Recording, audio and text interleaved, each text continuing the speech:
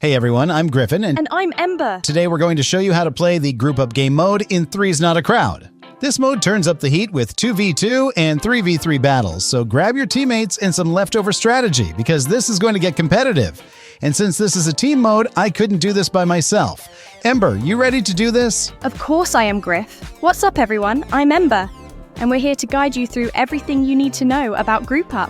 Whether you're teams of 2 or teams of 3, we've got you covered. Before we get started, this game mode is for people that have played the basic game mode already, but it plays almost like all the other game modes with the board areas and gameplay loops, so we won't be covering that again. If you need to know how the basic game plays, check out the Introduction to the Game video, and that will catch you up to speed. We'll still show the slides of how this game mode is set up just so you can have an idea of it, but we won't spend any extra time talking about it in this video. Alrighty, let's dive in.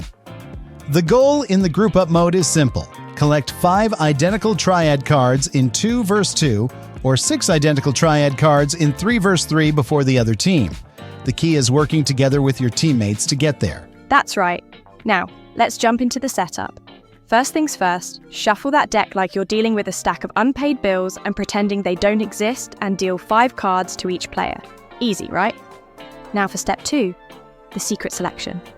This is where each team picks a triad card they want to match and places it face down. Oh, and heads up, wild cards can't be used as your starting triad, so choose wisely. After that, one player on your team will end up with fewer cards, but hey, fewer cards means you'll be quicker if you need to escape a sudden game night zombie attack. Each player still works on their own hand, but your options on your turn are still the same. Play a card, discard a card, or draw a card, but remember, you're playing as a team, so communication is crucial. Just keep in mind, while you can strategize together, you can't trade cards with your teammates during normal gameplay. Yeah, so don't try to slide any cards to your teammates like sneaking snacks in the middle of the night. Hey now, don't call me out like that. Midnight snacks are my favorite snacks. Hey Griff, if the shoe fits. Anyways, once everyone's had their turn, we move into the triad phase. And this is where things get interesting. If you've got an identical triad card, this is your moment to lay it down. But here's the twist. Your team can only place 1 card during this phase.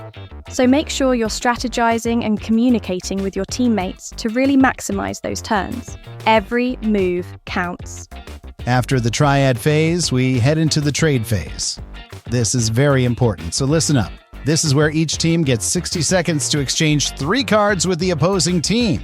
Now, both teams are forced to trade 3 cards with the other team during this phase, but it's a big chance to mix things up and potentially disrupt your opponent's strategy. But here's the kick in the shin. If your team doesn't have 3 cards to trade, you'll have to discard whatever cards you do have and draw 3 new ones to pass to the other team. You are able to look at them before you trade.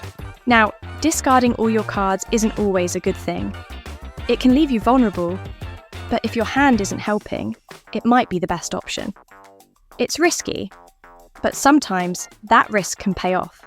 Just make sure you remember what you discarded in case you feel like digging through the grave. Once you've traded with the other team, you'll get another 60 seconds to trade cards with your teammates.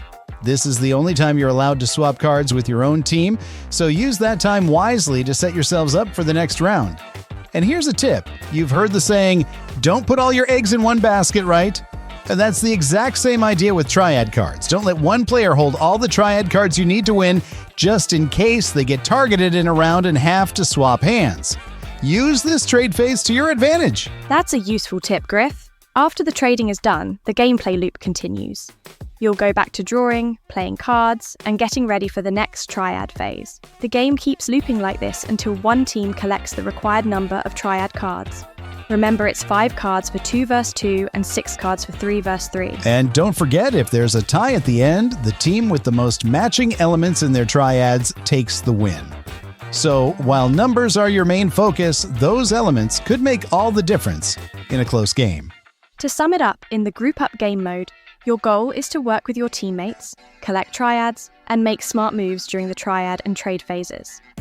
But remember, you can only trade cards with your team during the trade phase, so make the most of that 60-second window. Whether you are the dynamic duo or the triple threat, it's all about teamwork, strategy, and knowing when to make your move. Thanks for hanging out with us today. Be sure to follow us on Instagram at 3's Not a Crowd Card Game for updates, new elements, and future game modes. And remember, teamwork makes the triad work. See you in the game!